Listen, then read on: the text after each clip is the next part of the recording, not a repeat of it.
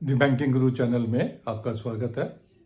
आज हम अपनी इस वीडियो में एयू स्मॉल फाइनेंस बैंक का जो क्वार्टरली रिजल्ट्स हैं और उसके बाद जो रिएक्शन मार्केट का आया है उसके ऊपर बात करेंगे और क्या इन लेवल्स पे एयू स्मॉल फाइनेंस बैंक हम उसमें री एंटर कर सकते हैं। पहले क्वार्टरली रिजल्ट्स देख लेते हैं कि इसमें क्या इशू है। इंटरेस्ट अर्न 8.09% से बड़ा है and other income has gone up by 24 crores and the total income has gone up by 7.74 crores. Interest expanded 9.98% से बढ़ गया and operating expenses have gone up by 8.86%. Total मिला के टोटल एक्सपेंडिचर तकरीबन 10% से इंक्रीज हुआ है।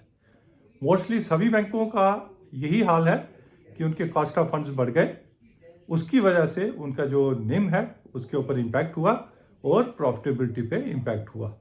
थोड़ा सा impact AU small finance bank के केस में थोड़ा ज़्यादा है, इसलिए मार्केट उसको रिएक्ट भी कर रही है। एट द सेम टाइम जो एसेट क्वालिटी है एयू स्मॉल फाइनेंस बैंक की वो भी थोड़ी डिटेरियोरेट हुई है, वो उसका दूसरा कारण है मार्केट के रिएक्शन के लिए। प्रोविजंस इंक्रीज की हैं इन्होंने 38% से 114 करोड़ से बढ़ा के 158 करोड़, लेकिन फिर भी इनकी जो पीसीआर है वो कम हो गई, 74% से कम होकर 72%। दैट मीन्स सेम लेवल पे पीसीआर रखने के लिए इनको प्रोविजंस और करनी पड़ती, अगर और करते तो उनका नेट प्रॉफिट और कम हो सकता था।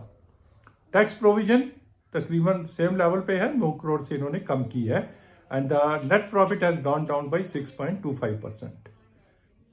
We can say mainly on account of increase in cost of funds as well as increase in the operating expenses, वहां भी ये कंट्रोल नहीं कर पाए। एसेट क्वालिटी एनपीए 7.63% से ग्रॉस एनपीए बढ़ गए और नेट एनपीए 18.75% से बढ़ गए। दैट मीन्स जितना एनपीए बढ़ा इन्होंने उसका प्रोविजन भी कम किया है, इसीलिए जो नेट एनपीए है वो ज्यादा परसेंटेज से बढ़ा हुआ है।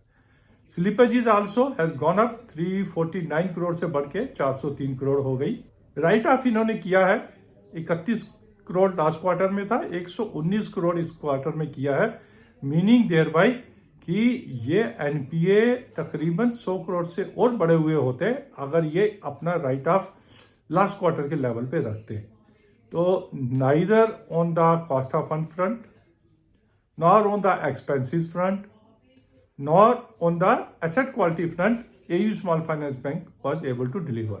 But at the same time, is everything gone for the AU Small Finance Bank? No, कुछ फ्रॉड नहीं हुआ है, कुछ बहुत ज़्यादा ब्लंडर नहीं हुआ है। नॉर्मल बैंकिंग में ये सिचुएशन आई है।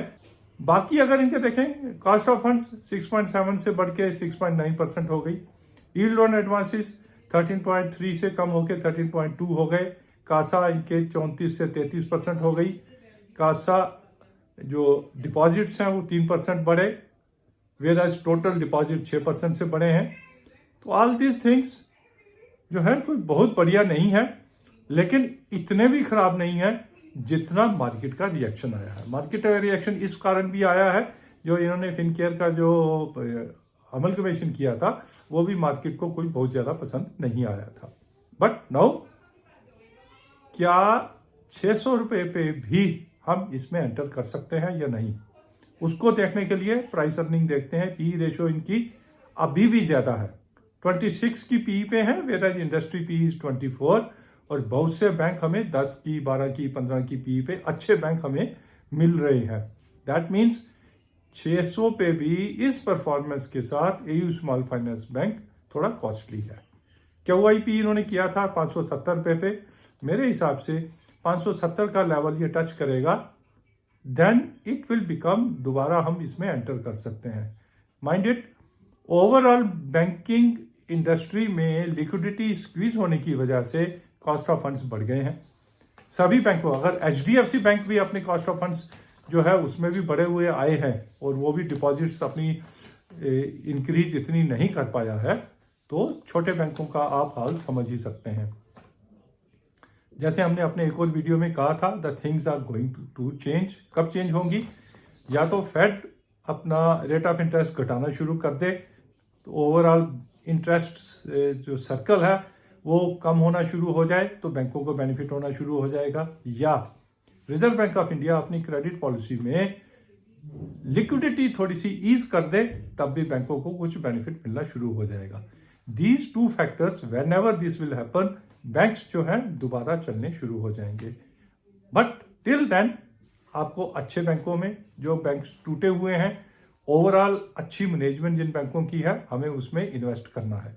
HDFC bank and AU small finance bank specific levels पे, AU 570 पे और HDFC बैंक समवेयर नियर 1425 पे जब भी आपको मिले कंफर्टेबली आप इसको ले सकते हैं। Fundamentally there is nothing wrong, but the market overall for the banking industry वो थोड़े से इश्यूज हैं जो हमेशा नहीं रहेंगे over a period of time, क्योंकि मार्च के बाद जो है बिजी सीजन खत्म हो जाता है, सिलेक्ट सीजन शुरू हो जाता है, डिमांड फॉर फंड्स कम हो जाती है, तो ऑटोमेटिकली जो कॉस्ट ऑफ फंड्स है वो कम होनी शुरू हो जाती है। तो आफ्टर मार्च ये फैक्टर भी थोड़ा सा डिस्काउंटेड हो जाएगा। ये था हमारा एक view on AU small finance bank. जब इन्होंने 1:1 बोनस दिया था तो 1200 रुपए के करीब इसका शेयर था, उसके बाद 600 रुपये आ गया बोनस, एक्स बोनस। तो हमें उन्हीं जो डेढ़ साल पहले का रेट था उन रेट्स पे अगर मिल रहा है तो we can re enter at the appropriate level. Thank you for watching this video on AU small finance bank.